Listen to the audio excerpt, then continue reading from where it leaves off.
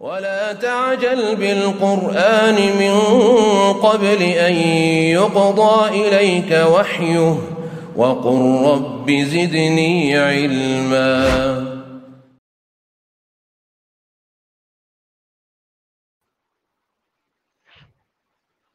السلام عليكم ورحمة الله وبركاته.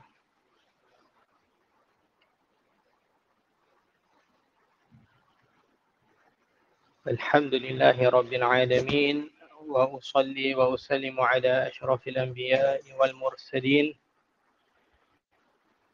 نبينا الكريم محمد وعلى آله وصحبه أجمعين ومن تبعهم بإحسان إلى يوم الدين. أما بعد، فإن أحسن الحديث كتاب الله، وخير الهدي هدي محمد صلى الله عليه وسلم. We begin by praising Allah subhanahu wa ta'ala, the Most High, as how He Jalla wa ala deserve it. And then we send our salat and our salam upon the best of mankind, our Nabi, our Prophet Muhammad, and upon his families and his companions and those that are upon their way. And after that, we continue on with our weekly sittings, which regards to the book Al-Arba'un An-Nawawiyyah. Al-Arba'un An-Nawawiyyah, the 40 hadith of Al-Hafidh An-Nawawi rahimahullah ta'ala. And in the previous sitting, we had went through a few things. From that is about the second Khalifa of Al-Islam, that is Umar ibn al-Khattab radiyallahu anhu. And we had mentioned a few things about Umar. From that is Umar's virtue, the virtues that are narrated which regards to Umar radiyallahu anhu. And so can anyone remind us of one virtue of Umar radiyallahu anhu?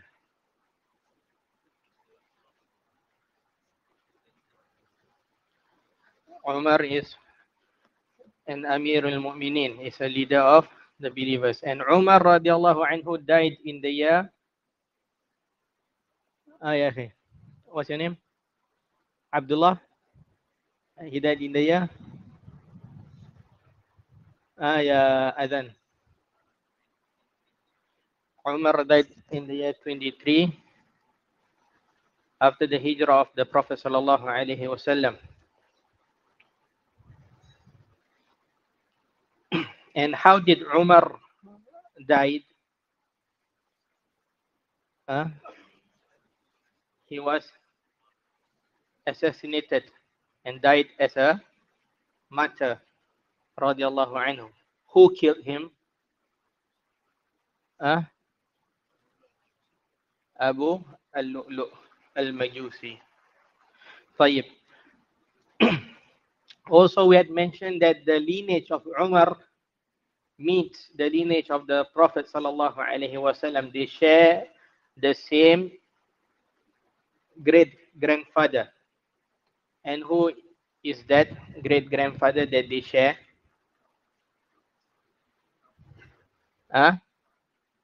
Afwan? What's your name, Akhi? Denny. What do you say? Ka'ab ibn Lu'ay. Ahsant. The lineage meets at Ka'ab ibn Lu'ay, one of the great grandfathers of the Prophet sallallahu alaihi wasallam. Tayyib. Also, we had mentioned that An-Nawawi, for this hadith, the first hadith specifically, An-Nawawi mentioned the collectors of the hadith by name and where they came from, what is their tribe and so on. And we had mentioned a reason behind why did An-Nawawi do that. Anybody can remind us of that reason?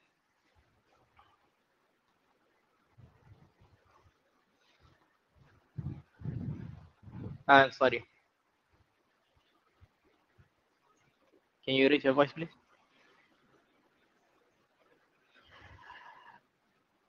Like from that also, any more specific answer? That is correct. But we need a more specific answer.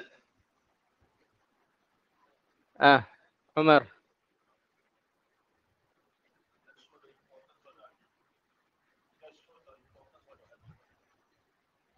Correct answer also, but still not where we want.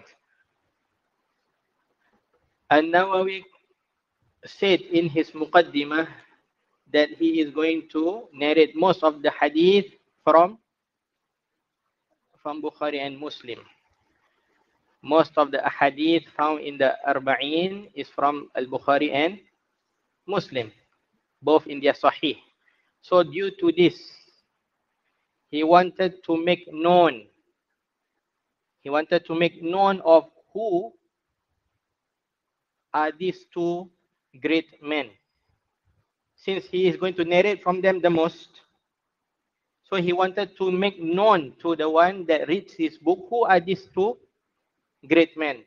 Who is Al-Bukhari? Who is Muslim? That most of his hadith will be from them. He wanted to make known who are these two great men.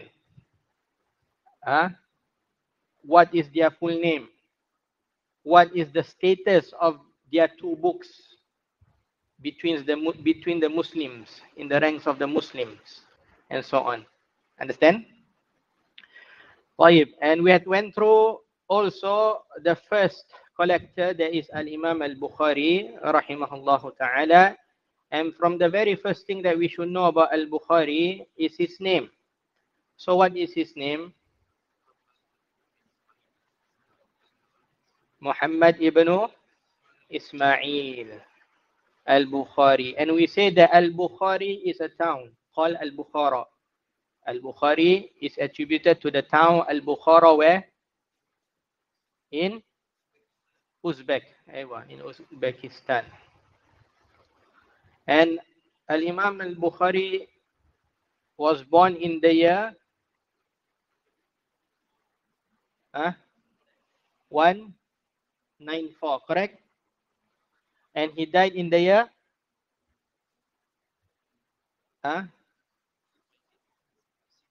256. It is important to memorize the date of birth and date of the year of birth and the year of death, to know from which century is the Imam, so that we don't get confused of whom we are talking about firstly, and also for authentication sake. Naam. And Al-Bukhari rahimahullah ta'ala is a sign of Allah subhanahu wa ta'ala in his memorization. And we had mentioned a few narrations to prove that. And Al-Bukhari rahimahullah ta'ala, from his books is Al-Adab Al-Mufrad. Al-Adab Al-Mufrad.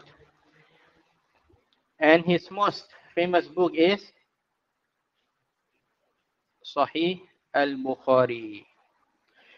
And Sahih Al-Bukhari, barakallahu fikum, is what it is famously known as. Sahih Al-Imam Al-Bukhari, the book Sahih Al-Bukhari, is what the book is famously known as and referred to. But it is not the name that Al-Bukhari named it. Understand the difference? So what is the name of Sahih Al-Imam Al-Bukhari? The name of the Sahih is Al-Jami' Al-Musnad Al-Sahih Al-Mukhtasar min umuri Rasulillah sallallahu alaihi wasallam wa sunanihi wa ayyamihi.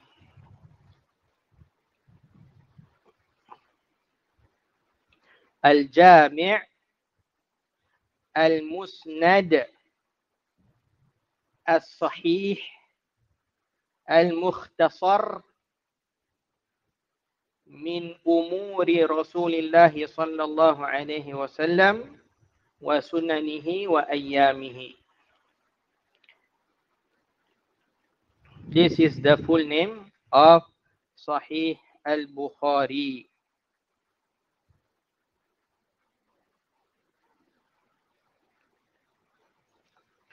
And this Sahih Al-Bukhari is the most authentic book ever written or ever compiled by a human being. It is the most authentic book after the book of Allah subhanahu wa ta'ala.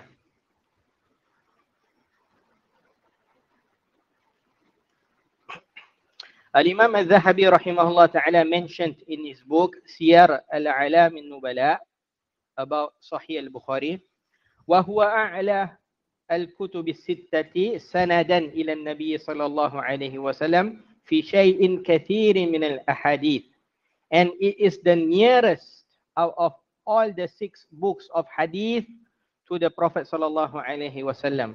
In many of the hadith, is the nearest, closest to the Prophet sallallahu alaihi wasallam. Meaning, ya Imam Al-Bukhari, from Imam Al-Bukhari to the Prophet sallallahu alaihi wasallam, the narrators are a few in compared to the rest of the book of hadith. Understand the meaning of closest to the Prophet sallallahu alaihi wasallam? The more lesser the narrator is, the more closer it is to the Prophet sallallahu alaihi wasallam, and the more higher the sanad is. Understand? وذلك لأن أبا عبد الله أسن الجماعة وأقدمهم لقيا للكبار. Why? Because Abu Abdullah, that is Al-Bukhari rahimahullah ta'ala, is the eldest of them all. Here Al-Zahabi is talking about the 6 books of hadith. What are the 6 books? Al-Bukhari, Muslim, Abu Daud, Tirmidhi, Ibn Majah, and An-Nasa'i. These 6 books of hadith.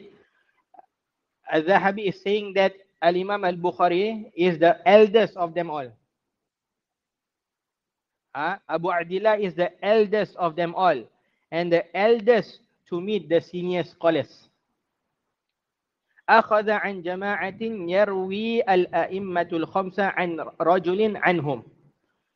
Al-Bukhari narrated from a group of people that the remaining 5 imams of hadith only narrated through someone else and then from that imam. Understand? For example, Al-Bukhari narrated from person B.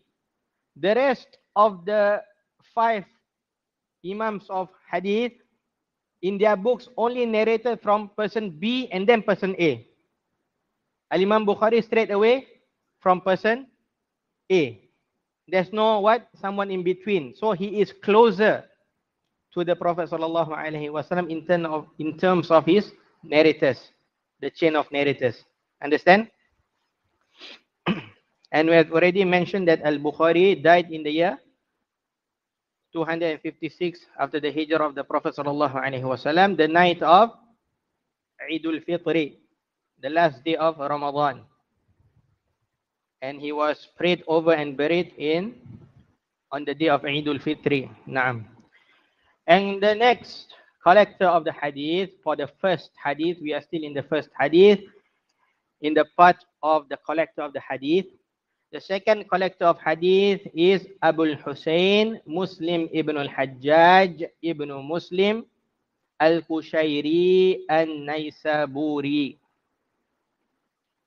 Abu Hussein is his kunyah, and his name is Muslim ibn al-Hajjaj.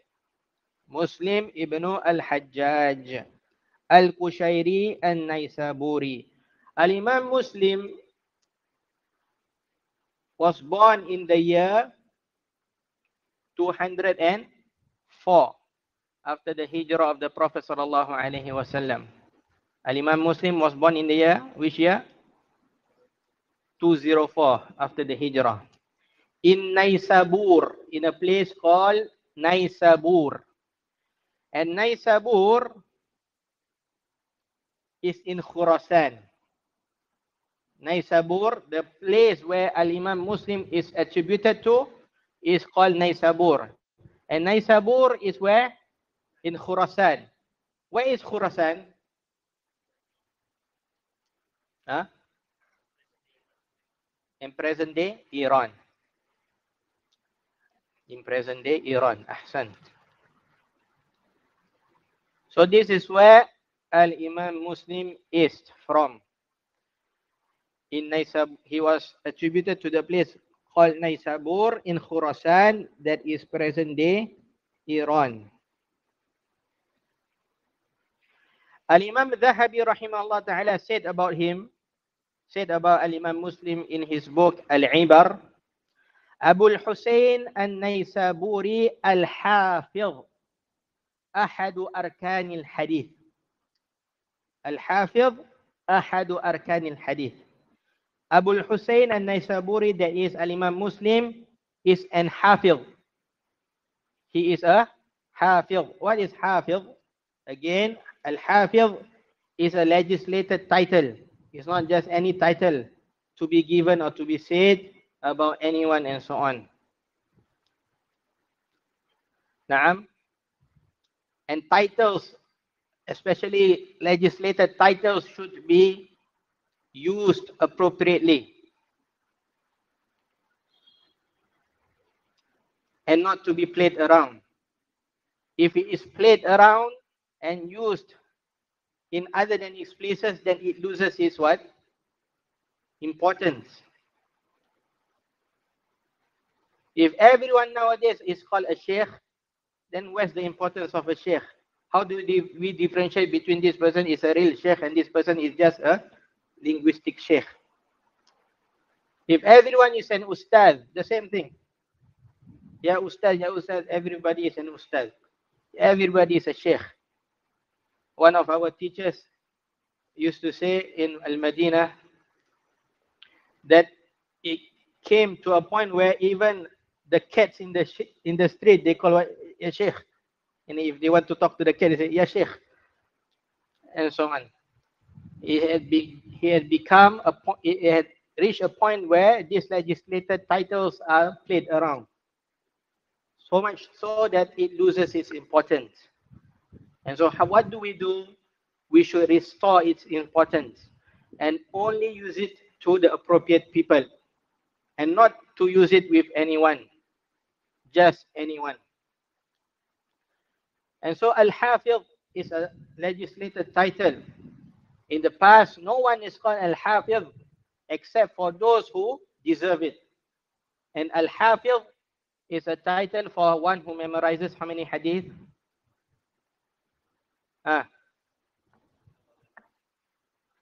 100,000 hadith. 100,000 hadith. Anyone who memorizes 100,000 hadith is given the title Al-Hafiz. Not just one who just memorized poems, 1,015 bait, 200 plus bait, and then he is called Al-Hafiz. And so, Barakallahu fikum, we should be from those who are going to restore the importance of titles. Al-Ustad, we should name it or call the people who rightly deserve them. Al-Sheikh, likewise. Al-Hafiz, likewise, and so on. Abu al-Husayn al-Naisaburi is Al-Hafiz and is one of the pillars of hadith. Al-Dhahabi described him as one of the pillars of hadith, yani one of the pillars of the people of hadith. And when we call something a pillar, arkan, rukn, what does it mean?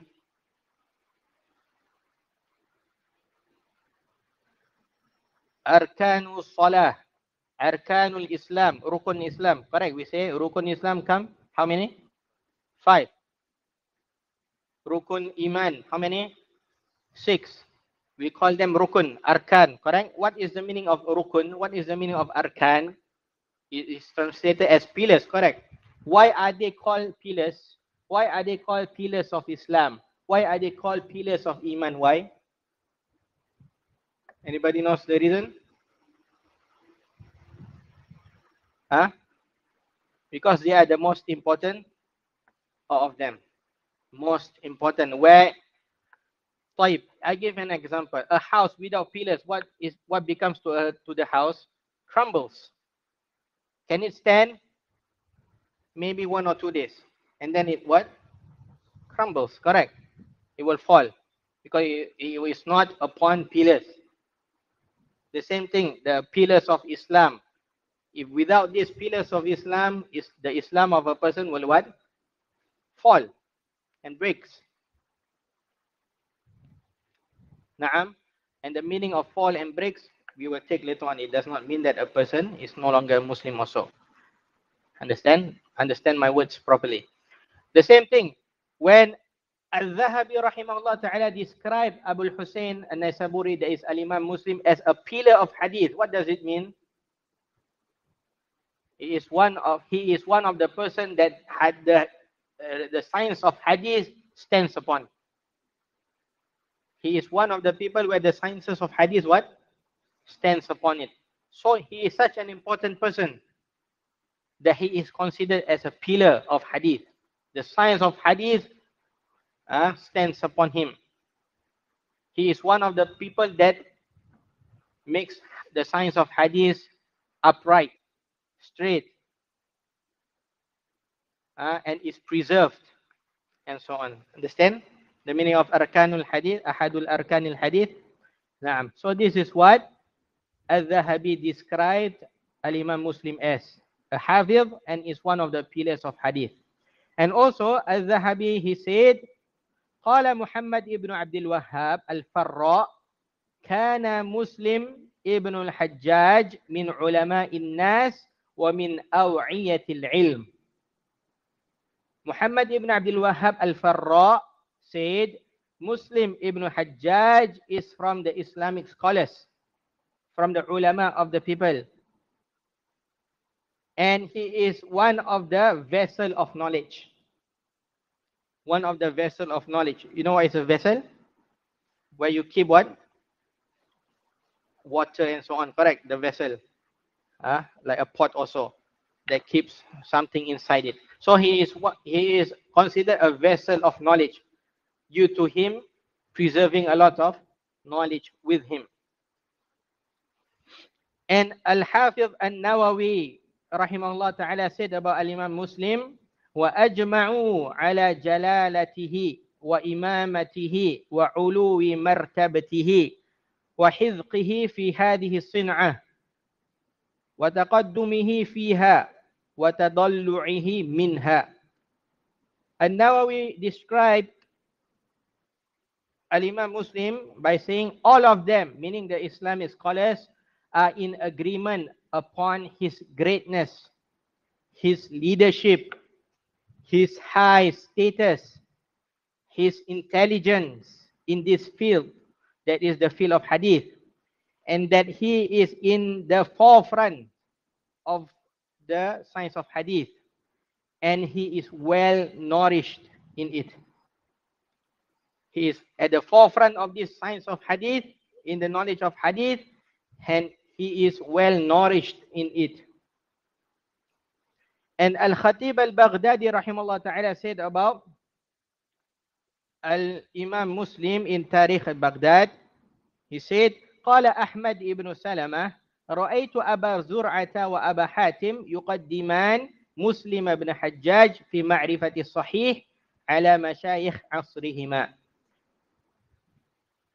Al-Khatib narrated in his Tarikh al-Baghdad, he said, I saw, Ahmad ibn Salama said, I saw both Abu Zur'ah and Abu Hatim. Who are they? Abu Zur'ah al-Razi, Abu Hatim al-Razi, al-Raziyin. putting forth Muslim ibn Hajjaj in knowing the authentic hadith above any other mashayikh of their time. He was being put forth above any other mashayikh of hadith during their time. So this is the status of Al-Imam Muslim to the ulama. Naam. From his teachers, from the teachers of Al-Imam Muslim rahimahullah ta'ala is Al-Imam, as we said last week, Al-Imam Al-Bukhari.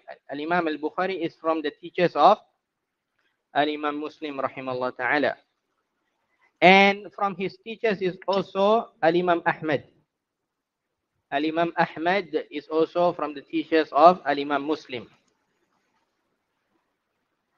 And also from his teachers is Yahya ibn Yahya al-Naysaburi. Yahya ibn Yahya al-Naysaburi. From the students of Al-Imam Muslim. From the known students of Al-Imam Muslim is Abu Hatim al-Razi. Abu Hatim Abdurrahman al-Razi. As well as Abu Isa al-Tirmidhi. Is also from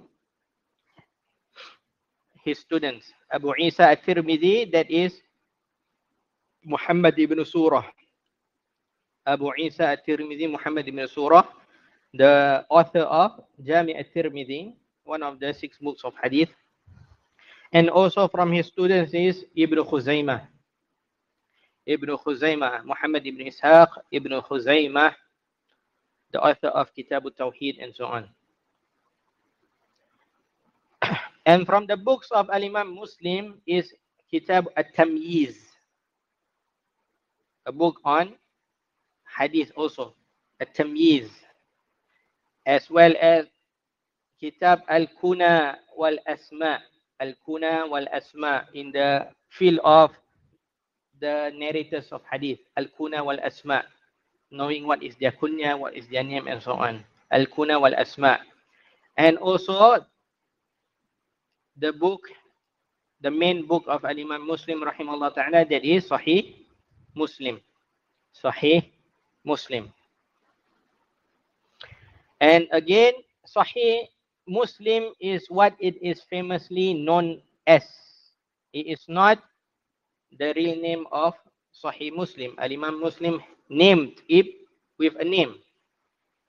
So the name of Sahih Muslim is Al-Musnadu As-Sahihu Al-Mukhtasaru Min As-Sunani Binaqli Al-Adli An Al-Adli Ila Rasulillah sallallahu alaihi wasallam. Al-Musnad As-Sahih Al-Mukhtasar Min As-Sunani Binaqli Al-Adli An Al-Adli Ila Rasulillah sallallahu alaihi wasallam. It is a musnad that is authentic and is summarized from the Sunan, the hadith of Sunan, by the conveying of a trustworthy person from a trustworthy person all the way to Rasulullah sallallahu alaihi wasallam. And about this book, Sahih Al-Imam Muslim, Ibn Sharqi, he narrated from Al-Imam Muslim himself that Al-Imam Muslim, he said, ما وضعت في هذا المسند شيئا إلا بحجة ولا أسقط شيئا منه إلا بحجة. Ibn Sharqi narrated to Al-Imam Muslim that he said, I had not placed anything inside this musnad, meaning this book, except with an evidence. And I had not taken anything from it, meaning I did not take out anything from it except with an evidence, meaning he did not place certain hadith inside this book due to an evidence with him.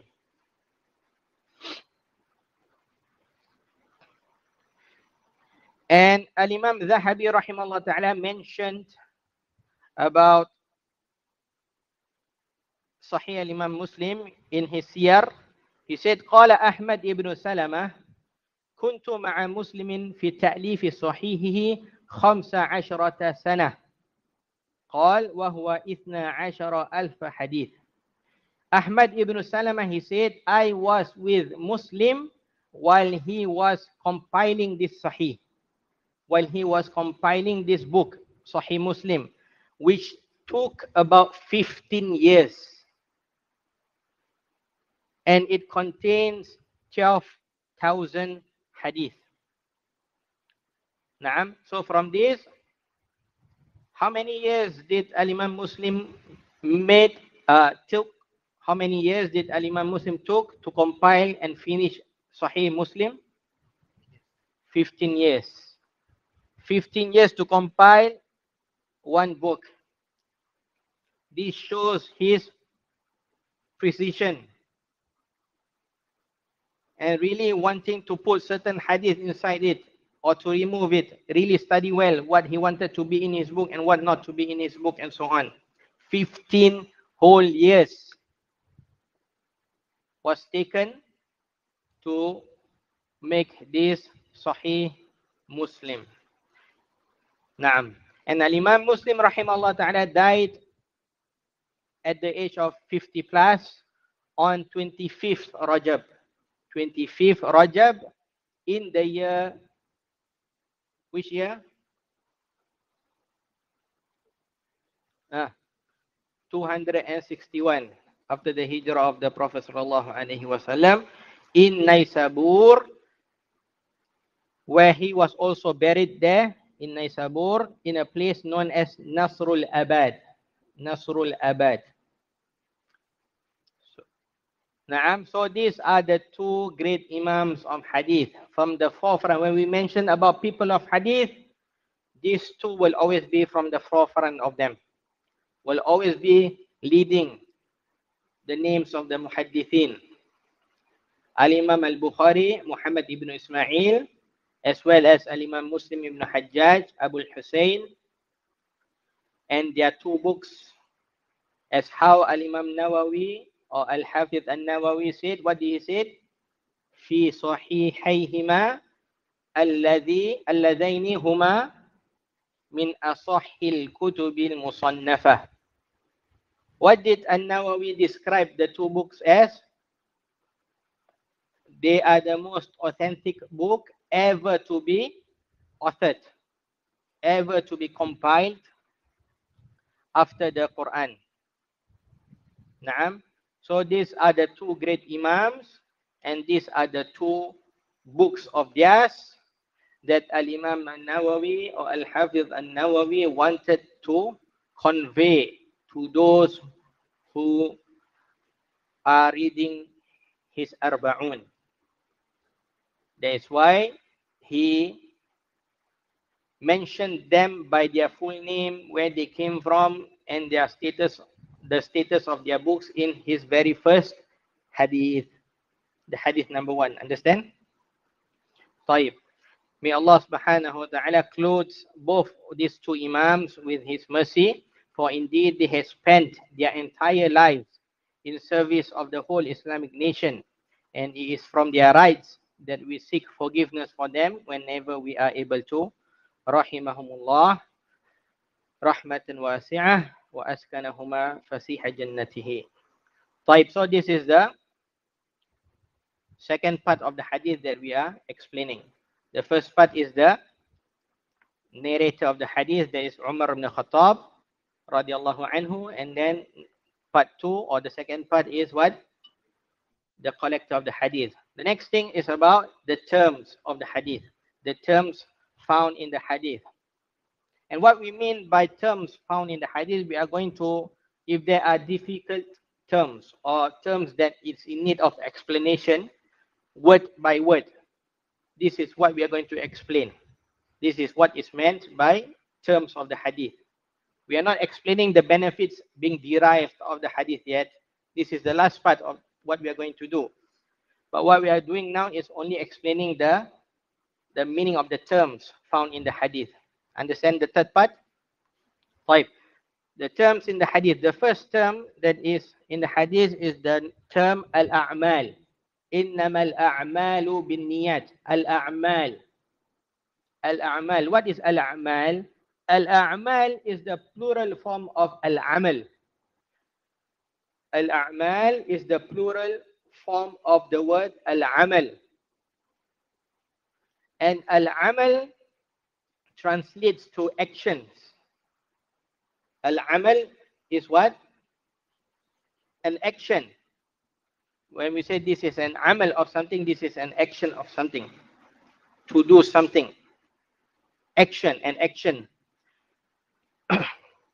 And the meaning of al-amal here in al-a'mal, the meaning of al-amal here in al-a'mal comprises both actions of the limbs as well as the actions of the tongue. It comprises both speech and actions, actions of the limbs. What is actions of the limbs? For example, the salat. The salat is an act of worship that is supposed to be done with the actions of the limbs. Correct? And the actions of the tongue also. It comprises the actions of the tongue also. The salat also comprises of the actions of the tongue as well. Because in the salat, you are in need of saying something. Correct? So, al-a'mal here comprises both actions of the limbs and the action of the tongue. Both speech and actions.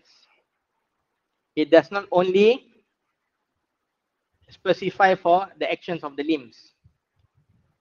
Understand? It is for both speech and actions. As well as it comprises of acting upon a commandment,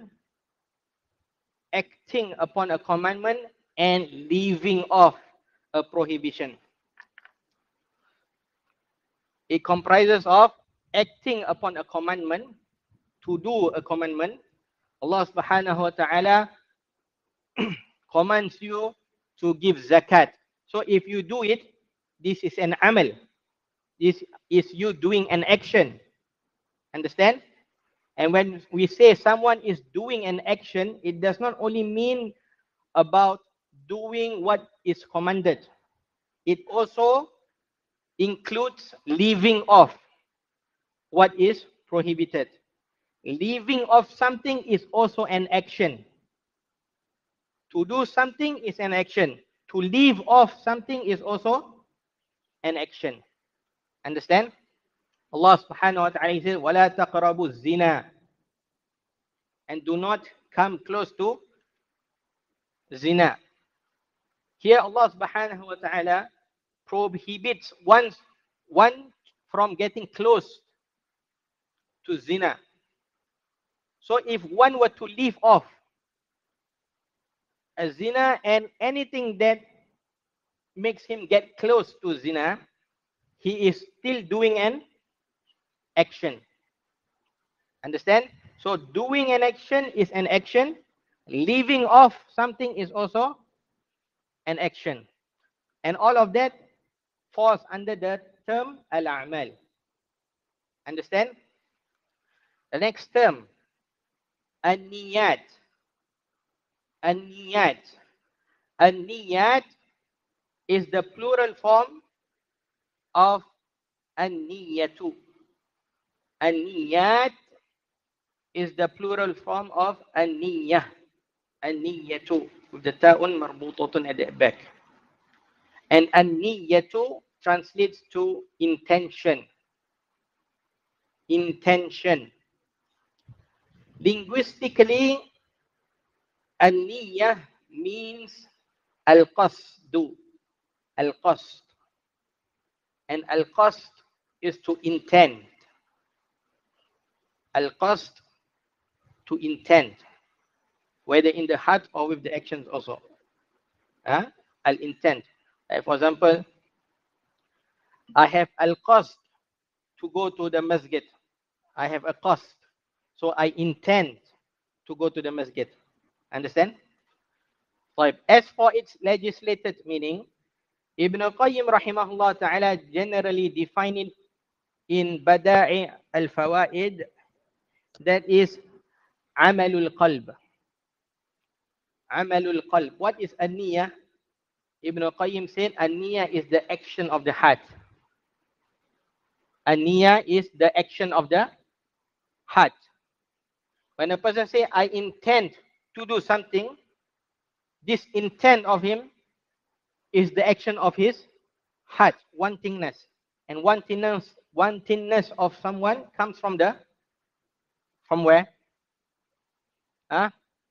From his heart. So it's an action of the heart.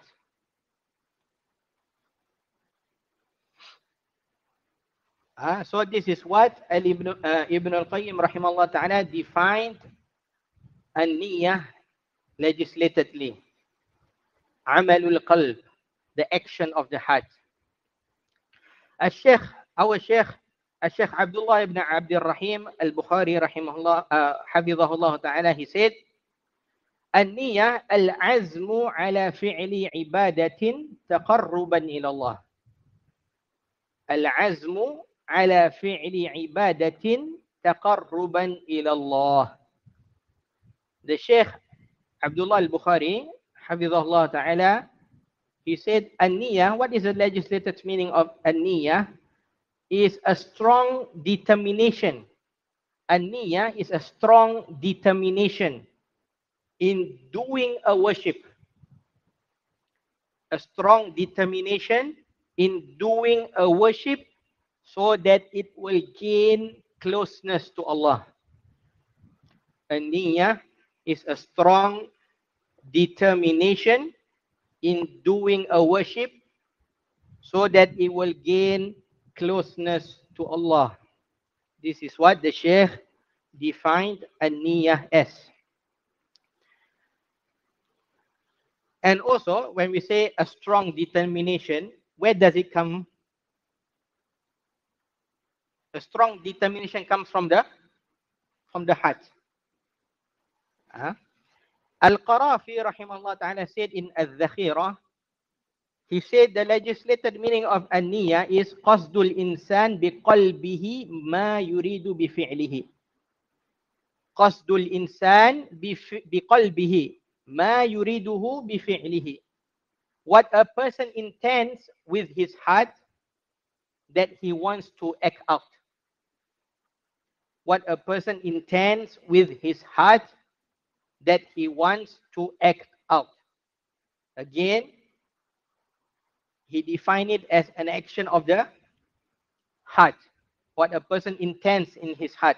So all of the ulama defines whether they are an ulama of the past or the ulama of the present. They define an-niyah and relate it to the action of what? The tongue or the heart? The heart. An-niyah always comes from where? A person's intention is always in his heart. That is why we do not know what the person intends. Correct? We do not know his intention. Why? Because the intention is the action of the heart. From the unseen. We do not know. Understand? So, this is the definition of an-niyah, both linguistically and legislatively. As for the place of an-niyah, then as how Al-Qarafi mentioned in his definition, it should be made in the heart. An-niyah should be made where? In the heart. As for to say the intention upon the tongue, it was never narrated to Rasulullah sallallahu alaihi wasallam nor to his companions radiallahu anhum that they used to say it out loud upon their tongue, except for the intention for Umrah and Hajj. All the other worships, it was never narrated that Rasulullah sallallahu alaihi wasallam said it out loud on his tongue. I intend to do this, I intend to do that. It was never narrated to Rasulullah sallallahu alaihi wasallam nor to any one of his companions, except for the action of doing Hajj and Umrah. And if we were to read the books of Hadith from the beginning of them till the end, we will never find such Hadith, which means that the best of people in the best of generations had never acted upon it and had left it out. They had never said their intentions out loud. As for the sunnah, as how the sunnah shows, is to do what the Prophet ﷺ had done. And so the sunnah is to live out, and sunnah is also to do what Rasulullah ﷺ had done, and sunnah is also to live out what Rasulullah ﷺ had left out. Shaykhul Islam Ibn Taymiyyah rahimahullah ta'ala, as how it is mentioned in Majmu' al-Fatawa of Shaykh Abdul Rahman ibn al-Qasim rahimahumullah, he said, وَالنِّيَّةُ هِيَ الْقَصْدُ وَالْإِرَادَةُ وَالْقَصْدُ وَالْإِرَادَةُ مَحَلُّهُمَا الْقَلْبُ دُونَ اللِّسَانِ بِاتِّفَاقِ الْعُقَلَاءِ. بِاتِّفَاقِ الْعُقَلَاءِ. As for the intention, then it is an intent and a wantingness. And both intent and a wantingness, the place of them is in the heart and not upon the tongue, by consensus of those with intellect. And Ibn Taymiyyah rahimahullah ta'ala also said, وَالنِّيَّةُ مَحَلُّهَا الْقَلْبُ بِاتِّفَاقِ الْعُلَمَاءِ فَإِنْ نَوَى بِقَلْبِهِ وَلَمْ يَتَكَلَّمْ بِلِسَانِهِ أَجْزَأَتْ النِّيَّةُ بِاتِّفَاقِهِمْ. And for the intention, then its place is inside the heart by consensus of the Islamic scholars. That is why if a person intends with his heart and did not mention it with his tongue, then the intention is still accepted by the agreement of the ulama. If the intention is made in the heart, even without a person speaking it, by consensus, the ulama says that this is a correct intention. Understand?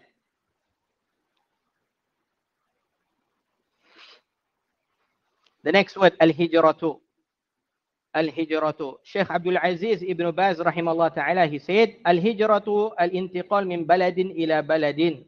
Yantaqilu min baladin ila baladin yuqalu hajir. Hajara ila biladil funaniya idha intaqala ilayha lil-iqamati fiha. Shaykh Abdul Aziz Ibn Baz rahimahullah ta'ala, he said, hijrah linguistically means to move from a country to another country. It is said that a person made hijrah to a place if he moves from his place to another place to reside in it.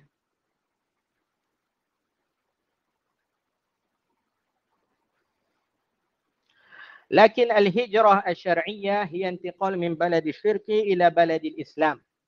As for the hijrah in terms of legislation, then it is to move from a land of polytheism to a land of Islam. That is what is called a legislated hijrah. أما الهجرة من حيث اللغة هي أوسع فينبغي أن يفرق في ذلك. As for the hijrah in terms of language, then it is more general. Therefore, it is appropriate to differentiate between the two. Naam. So this is the term al-hijrah. And so these are the important terms that a person should know. Al-a'mal, what do the word al-a'mal means by itself? What do the word hijrah mean by itself? As well as what do the term an-niyah mean by itself? We will stop here for tonight and we'll continue with the benefits of hadith. Naam, we end here. Wa sallallahu ala nabiyyina Muhammadin wa ala alihi wa sahbihi wa sallam. Subhanakallahumma bihamdika la ilaha illa anta astaghfiruka wa atubu ilaik. Assalamu alaikum warahmatullahi wabarakatuh.